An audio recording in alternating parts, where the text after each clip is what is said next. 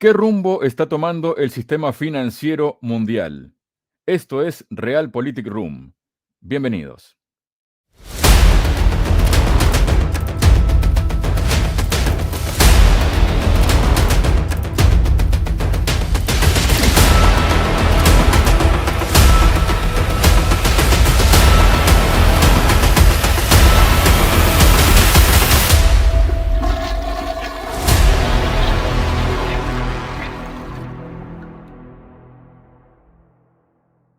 Hola, bienvenidos a otro episodio de Realpolitik Room y tal como anticipaba en la presentación del programa, vamos a hablar sobre el sistema financiero mundial y todo lo que está implicado en este concepto, y para ello estoy junto al presidente de la consultora ECAI Center, Adrián Celaya. Adrián, bienvenido a Realpolitik Room. ¿Cómo estás?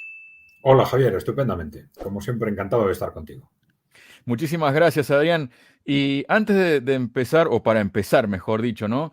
Te propongo que veamos un vídeo de una entrevista que concedió el senador Marco Rubio del Partido Republicano hace pocos días, donde decía lo siguiente. Brazil, in our hemisphere, largest country in the Western Hemisphere south of us, cut a trade deal with China. They're going to, from now on, do trade in their own currencies, get right around the dollar. They're creating a secondary economy in the world, totally independent of the United States. We won't have to talk about sanctions in 5 years because there'll be so many countries transacting in currencies other than the dollar that we won't have the ability to sanction them. Bueno, ahí escuchamos la palabra de Marco Rubio, ¿no? Hablando para el canal Fox News, donde, él mostraba una preocupación lógica desde la perspectiva estadounidense, se podría decir, ¿no? Porque, entre otras cosas, decía que en 5 años Estados Unidos ya no tendrá la posibilidad de sancionar las economías de los países del mundo, porque las naciones estarán utilizando otras monedas y divisas distintas al dólar para sus pagos y compromisos internacionales, y así saldrán de la jurisdicción de la nación estadounidense. Dijo que ya no se hablará de las sanciones de los Estados Unidos para el año 2028, ¿no? Ya está dando plazos y bastante cortos, porque habrá tantos países que realicen transacciones en monedas distintas al dólar que no tendremos la capacidad de sancionarlos. Y se refirió, y resaltó, mejor dicho, ¿no? El reciente acuerdo entre Brasil y China para realizar intercambios comerciales utilizando sus propias monedas nacionales. Adrián, ¿qué significa esto? Bueno, vamos a ver, quizás para situar un poco a los oyentes, es un proceso que nació en su momento por razones en buena parte geopolíticas y que ahora se está desencadenando o está estallando, si se quiere, también por razones geopolíticas, ¿no? El senador Rubio está describiendo, primero haciendo referencia a la situación en la que estamos ahora, que es la situación que nació fundamentalmente en los años 70 con lo que entonces se llamó la puesta en marcha del petrodólar, es decir, un dólar que mantiene la hegemonía mundial soportada en acuerdos estratégicos fundamentalmente con Arabia Saudita, que aseguraban que en el comercio del petróleo se utilizara el dólar, y de tal forma que en base a la potencia geopolítica y militar de Estados Unidos se aseguraba el papel del dólar como moneda de reserva y moneda prioritaria en el comercio internacional. Esto le ha dado un peso enorme a Estados Unidos en el mundo desde distintos puntos de vista. Pero, por un lado, evidentemente, esta capacidad a la que hacía referencia Marco Rubio de sancionar, pero también una capacidad inmensa para autofinanciarse. Es decir, como todo el mundo utiliza dólares, por ejemplo, los nuevos dólares que emite la Reserva Federal norteamericana suponen un coste inflacionario, como siempre que se emite más moneda, pero un coste inflacionario que se reparte sobre todo el mundo, que no se benefician los americanos con un coste repartido sobre todo el mundo. Ha dado a Estados Unidos una capacidad de financiación enorme y probablemente excesiva, que en buena parte es lo que ha ayudado a convertir a Estados Unidos de un país productor en un país fundamentalmente consumidor, ¿no? Bueno, la verdad es que estamos en un momento clave y como exactamente igual que el sistema del petrodólar se apoyó en razones geopolíticas, militares, etcétera, el final del petrodólar del que ya sí se estaba hablando hace años como consecuencia de la pérdida progresiva de peso de la economía de Estados Unidos en el mundo, pero como un proceso de muy largo plazo, pues este proceso se está desencadenando también por razones geopolíticas, fundamentalmente por el estallido geopolítico que se ha producido el año pasado en Ucrania, ¿no? A cuenta de ese estallido, se ha visto cómo el mundo se ha dividido en dos y además se ha visto cómo los países emergentes, o Rusia en concreto, no solo tenía una extraordinaria capacidad militar, sino que una capacidad militar que estaba dispuesta a utilizarlo, que estaba preparada para hacer uso de ella, y esto ha dado seguramente al conjunto de los países emergentes y en desarrollo una importantísima seguridad a la hora de dar pasos en esta dirección, porque muchos de ellos estaban probablemente deseando hacerlo, pero no se atrevían, sobre todo pues países en el continente africano, que a medida que en cuanto empezaban a tomar decisiones en contra de los intereses europeos norteamericanos, pues han sometido a invasiones, a insurrecciones terroristas, etcétera, ¿no? Esto ha cambiado radicalmente, ¿no? Los países, ahora lo estamos viendo de forma muy directa en África, pero al final es el conjunto de los países emergentes en desarrollo, han visto que están políticamente muy protegidos, que también van a tener apoyo económico del conjunto de China y del conjunto de los países emergentes, y esto les está animando a dar pasos para reorientar sus economías, sus procesos comerciales más fuera del petrodólar, del sistema del petrodólar, y esto es lo que ya ha despertado lógicamente todas las alarmas en Estados Unidos y a lo que el senador Marco Rubio se ha atrevido a ponerle fecha, ¿no? Adrián, ahora quiero compartir una publicación, ¿no? Que tiene que ver precisamente con lo que está ocurriendo con el sistema financiero, ¿no? Mike McGlone, la crisis financiera de 2023 podría ser la peor, ¿no? Y si nos metemos, dice, después de que la quiebra de varios bancos destapara los riesgos en el sistema financiero y la industria tecnológica registrara despidos masivos, el especialista en materias primas de Bloomberg, Mike McGlone, advirtió que la próxima crisis financiera podría ser la peor de nuestra vida, comparándola con la Gran Depresión que comenzó en el año 1929.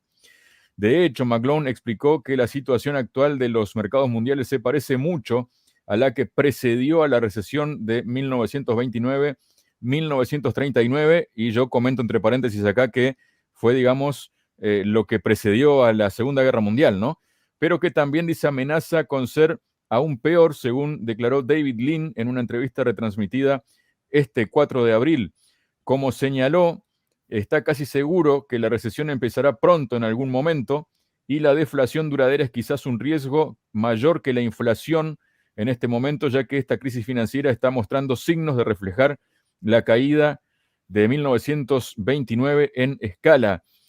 ¿Qué reflexiones puedes hacer acerca de precisamente estos comentarios, ¿no? Sí, bueno, vamos a ver. Comentarios de alguna forma parecida, es cierto que se hicieron alrededor de la crisis que estalló en el 2008. Pero ¿qué sucedió en esta crisis? La verdad es que si se hubiera producido un proceso de ajuste en la economía occidental que hubiera situado a estas economías en un nivel de endeudamiento fundamentalmente normalizado, la crisis hubiera sido mucho mayor de lo que fue, ¿no? Pero, ¿qué sucedió? Bueno, el punto de partida que tenemos que tener en cuenta es que las economías occidentales no están sobreendeudados ahora, pero no, como algunos dicen, como consecuencia de lo que se ha hecho en los últimos 3 años. La verdad es que están sobreendeudadas como consecuencia de lo que se ha hecho en los últimos 40 o 50 años. A partir de la crisis de los años 70, el conjunto del periodo, de lo que llamamos el periodo neoliberal, se ha asentado en un modelo de crecimiento constantemente apalancado en incrementos de deuda. Claro, los incrementos de deuda siempre, a corto plazo, siempre generan crecimientos del PIB, crecimientos de la producción de bienes y servicios, simplemente porque se gasta más, ¿no? Pero claro, significan aumentar los riesgos de fondo. Con esto se ha podido mantener el tiempo con constantes inyecciones de nueva deuda, fundamentalmente apoyadas en los bancos centrales, en nuevas emisiones de los bancos centrales, y que han generado una Europa y unos Estados Unidos cada vez más endeudados, más endeudados y más endeudados. Se suele decir que la deuda pública y privada en conjunto no debe superar un 100, un 150% sobre el PIB, sobre la producción anual de un país. Y esto era así en los años 70 en Occidente, pero a partir del momento en el que se rompió la convertibilidad del dólar en euros, se rompen las ataduras de las monedas a la economía real. Esto permite la emisión libre de monedas por los bancos centrales y permite también endeudamiento. A partir de ese momento, los incrementos de deuda han llevado a una situación, depende cómo se mida, pero alrededor entre el 300 o 350% sobre el PIB, tanto en Europa como en Estados Unidos, lo cual es una barbaridad absolutamente desproporcionada. En la crisis del 2008 se pensó que esto podía estallar y claro, ante el terror sobre lo que podía representar el que esto sucediera, ante el terror político, porque esto evidentemente podía suponer pues una desestabilización sociopolítica sin precedentes, lo que se hizo es taponar la situación. ¿Y cómo se taponó? Pues otra vez con política monetaria. Primero con los rescates de los gobiernos a los bancos y cuando los gobiernos agotaron su capacidad de rescate directo, se pusieron en marcha los bancos centrales con las políticas expansivas de intereses cero y emisión de más dinero destinada precisamente a compensar lo que estaba siendo de alguna forma una caída lógica de la deuda privada, compensarla fundamentalmente también con deuda pública y deuda de las grandes empresas. De tal forma que durante los siguientes años la deuda global en Occidente dejó de incrementarse, pero no se redujo. Se mantuvo alrededor de ese 300-350%. Y esto fue así hasta el estallido del COVID, donde de nuevo se vuelve a disparar la deuda hacia arriba, ¿no? Entonces, claro, lo que puede pasar ahora, evidentemente, como en el año 2008, depende de cómo se gestione. Es decir, sí parece claro que Occidente en algún momento va a tener que entrar en lo que se llama un proceso de desapalancamiento, es decir, de reestructuración financiera, que ese desapalancamiento es reducir el endeudamiento, vamos a decir, hasta niveles normalizados. Pero claro, hay que tener en cuenta con las cifras que hemos dado que estamos hablando nada menos de que quizás un 150, un 200% sobre PIB en reducción de deuda, ¿no? ¿Y esto cómo se hace? Nosotros en ECAI Center hemos hecho estimaciones de lo que esto podría suponer, de qué tipo de políticas se podrían aplicar para hacer frente a esta situación en un periodo, por ejemplo, de 10 años. Suponiendo que no fuese algo repentino, si fuese algo repentino sería evidentemente catastrófico, pero si fuese en un periodo de 10 años habría distintas políticas que se podrían aplicar. Algunas de ellas han sido estudiadas, por ejemplo, por la consultora McKinsey, en un informe muy conocido y muy repetido en los organismos internacionales, que nos revela, por ejemplo, que la metodología que ha resultado más práctica desde un punto de vista de las políticas aplicadas ha sido la inflación. Ya sabemos que la inflación implica que el valor real de las deudas se va reduciendo. Es decir, aunque se mantiene el nominal de la deuda, si la inflación supera la inflación por sí misma genera que el valor real de las deudas, el importe real de las deudas se va reduciendo. Si las deudas en conjunto no se incrementan al mismo ritmo de la inflación, conseguimos mantener el nominal, pero el valor real se va reduciendo, pues al final se ha visto que procesos hiperinflacionarios en algunos países han conseguido hacer frente a estas situaciones de sobreendeudamiento radical. Y se suele decir que la inflación es el procedimiento más recomendable políticamente porque es el que genera menos respuesta de los ciudadanos o al que los ciudadanos les cuesta más responder, ¿no? Si los ciudadanos se les reducen, por ejemplo, los salarios, pues se enfrentan directamente con las empresas, si se reducen las pensiones con los gobiernos, pero si hay inflación parece como que la inflación es algo que cayera del cielo, no se ve un responsable directo y la reacción de los ciudadanos es mucho más lenta. De hecho, estamos viendo estos 2 años como el proceso inflacionario, que al final es una especie de espita de salida de ese sobreendeudamiento occidental, ese proceso como consecuencia de ese proceso inflacionario, pues muchos ciudadanos occidentales han perdido un 5, un 10, un 15, hasta un 20% de capacidad adquisitiva y apenas se ha movido nada. Hasta ahora mismo, desde hace unas semanas, que estamos viendo cómo la situación está estallando, por ejemplo, en Francia, ¿no?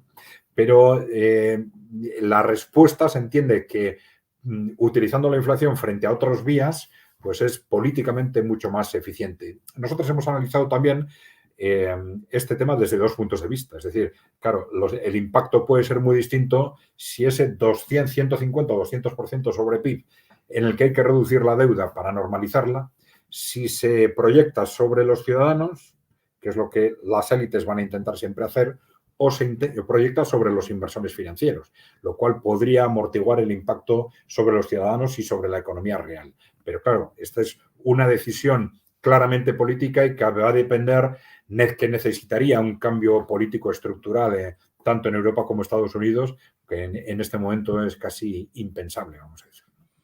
O sea que ese cambio estructural sería la salida que se podría encontrar a estos problemas, Adrián. Sí, evidentemente, si hablamos desde un punto de vista teórico, lo que necesitaríamos es gobiernos que, desde el punto de vista del interés general, gestionaran este tema. Necesitaríamos, primero, diseñar un nuevo modelo de desarrollo que nos permita crecer sin deuda. Es decir, hasta ahora llevamos 40 años en un modelo que es incapaz de mantener el crecimiento sin un incremento constante de deuda.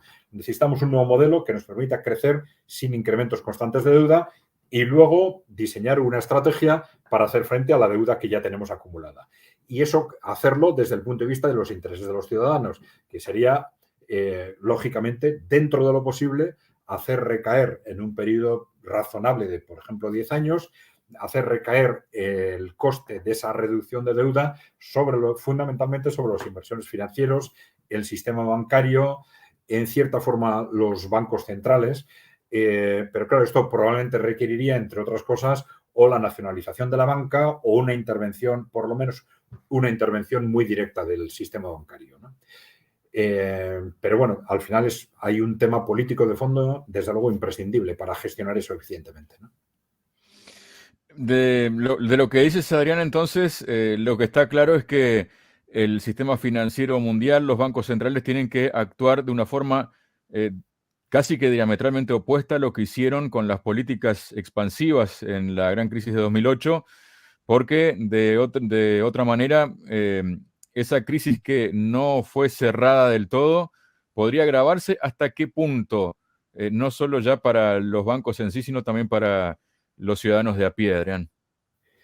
Bueno, vamos a ver. Yo creo que aquí siempre hay que distinguir entre el corto y el medio plazo, ¿no? El problema de las políticas monetarias expansivas es que parece que lo resuelven todo a corto plazo. Es decir, el corto plazo siempre parece resolverse echando más dinero al mercado, bajando más los tipos de interés, ¿no? Porque hay más dinero, como tenemos más dinero, a través de los préstamos fundamentalmente, compramos más bienes y servicios y la economía parece reavivarse. Pero esos préstamos, Adrián, pero perdona que te interrumpa, ¿no? Esos préstamos no fueron dados, por ejemplo, a la ciudadanía cuando la crisis de 2008, ¿no? Como que los bancos le dieron otro manejo al dinero, ¿no? Que recibían. Sí, bueno, ese es otro tema, porque las disfunciones de nuestro sistema financiero son múltiples, ¿no? Parece un queso de Gruyère que hace con agujeros por todas partes, ¿no? Efectivamente, tenemos una política monetaria que es disparatada desde distintos puntos de vista, ¿no? La gestión de los bancos centrales está muy claramente enfocada, digamos, en favor de los intereses de los grandes grupos financieros, de los grandes bancos, con mucha claridad, ¿no? Cuando hablamos de expansión monetaria, parece que, tal como nos lo transmiten los medios de comunicación, los bancos centrales destinan dinero a la economía en abstracto, pero esto no es así. Lo que hacen los bancos centrales es entregar dinero a los bancos. Entregar dinero a los bancos y los bancos, en teoría, eso lo destinan a préstamos, ¿no? Pero claro, ¿qué sucede? Primero, que ese dinero se entrega a los bancos sin condiciones. Es decir, salvo excepciones, en algunos programas concretos, es, vamos a decir, la única ayuda pública en teoría destinada a un fin en la que no se condiciona esa ayuda a que se destine a ese fin para el que supuestamente está dado, ¿no? Evidentemente, si a mí el gobierno me da una ayuda para que ponga en marcha una empresa, tengo que poner la presa en marcha para recibir y no tener que devolver esa ayuda que he recibido. Pero a los bancos se les da el dinero, en teoría, para que los destinen a préstamos sin ponerles condiciones. ¿Cuál es la consecuencia de esto? Pues que los bancos analizan qué es lo que les interesa hacer con ese dinero. Y dicen, bueno, pues este dinero es más barato que otras deudas que tengo, pum, lo sustituyo, me lo meto al bolsillo si quiero, lo utilizo para especular, lo invierto en el extranjero. Esto me viene bien, lo que me sobra casi destinarlo a crédito, pues lo destino a crédito productivo, etcétera, ¿no? Pero nosotros en los análisis que hicimos se veía que durante los periodos de expansión monetaria entre el año 2010, 2015, 2017, pues aproximadamente el 40, casi el 50% de estos fondos que se les entregaba a los bancos no llegaba a donde tenía que llegar, no se destinaba a crédito, ¿no? Algo increíble, porque estábamos hablando de cifras cercanas al 10% del PIB europeo, ¿no? Una absoluta barbaridad y una transferencia inmensa de recursos desde la economía real y desde los ciudadanos hacia el sistema financiero. Es una transferencia que de alguna forma en el sistema financiero se ha producido de forma permanente, pero que durante todos estos años ha sido disparatada. Esto es algo que ha estado ocultado a los ciudadanos. Hubo grandes escándalos en Occidente a cuenta de los famosos rescates bancarios de los gobiernos. Entre los años 2008-2010 se vio que eso era ya políticamente insostenible, pero claro, no se dijo que cuando terminaron esos rescates a los bancos de los gobiernos fueron sustituidos por un rescate sistemático y una subvención sistemática desde los bancos centrales, ¿no? Y eso sorprendentemente parece que no ha llegado al público y por lo tanto no ha generado problemas políticos, ¿no? Sí hay que decir que, aunque no en ese nivel de los últimos años, esa subvención constante a los bancos ha sido permanente también en situaciones anteriores, ¿no? Por ejemplo, hay que recordar que aunque un objetivo fundamental de los bancos centrales, o el primero en el caso, por ejemplo, del Banco Central Europeo, es luchar contra la inflación, esto no es cierto, porque luego a la hora de ponerle número a esa luchar contra la inflación sería perseguir inflación cero, pero no persiguen inflación cero, persiguen inflación 2%, te dicen. Nuestro objetivo es la inflación del 2%. ¿Por qué inflación del 2% y no del 0%? Pues no hay base teórica que justifique esto. Pero este 2%, con una base argumental mínima y discutida por todos los expertos, pero esto es lo que permite asegurar que incluso en las mejores de las situaciones hay un constante flujo de dinero hacia los grandes bancos, ¿no? Entonces, esa transferencia de los ciudadanos hacia los grandes bancos se produce, ya digo, de forma constante, pero durante estos años, a cuenta de esta expansión monetaria, ha sido algo disparatado. Adrián, ¿cómo ves el panorama general, ¿no? La fotografía del bosque y no del árbol, y qué puede deparar al sistema financiero, teniendo en cuenta también los intereses que los mueven, ¿no? A los bancos centrales y demás.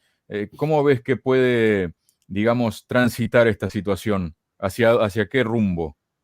Bueno, la verdad es que estamos en un momento muy complejo, ¿no? Porque hay otras piezas dentro del sistema financiero que también afectan a los bancos centrales, ¿no? Una de ellas que está ahora encima de la mesa es este tema de las monedas digitales, ¿no? Claro, el problema con las monedas digitales o el reto de las monedas digitales está muy relacionado con Internet, ¿no? A partir de la puesta en marcha en Internet, precisamente con estas suspicacias que existen en el mundo con respecto al euro, al dólar, a estas monedas de confianza que a partir del año 71, hasta el año 71, todas las monedas más o menos tenían una relación, un soporte real, una relación directa o indirecta con el oro, ¿no? Que impedía que los bancos centrales emitiesen todo el dinero que quisieran. Esto se rompe en el año 71 por parte de Estados Unidos y a partir de ese momento estas monedas dependen de que los bancos centrales decidan o no emitir más o menos dinero, decidan o no abusar de esta capacidad de emisión.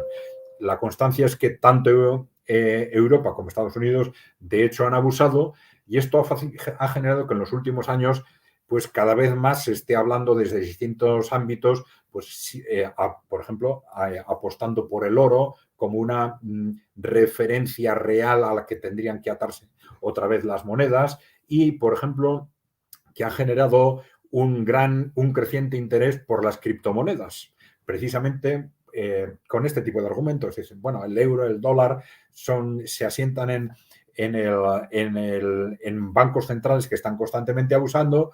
En estas monedas no se puede abusar de la capacidad de creación, luego son una alternativa válida.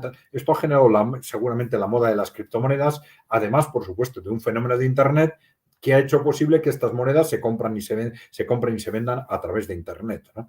El tema es que las criptomonedas en Internet, en el momento en que permiten usarlas a través de billeteras y que van a hacer posible gestionar a través de ellas cobros y pagos en Internet de forma fiable, esto puede suponer romper el sistema financiero desde el punto de vista del sistema bancario, ¿no? Y esto nos lleva a otro problema de fondo de nuestro sistema financiero, que es que tenemos un sistema bancario en el que los depósitos están permanentemente sometidos a riesgo, ¿no?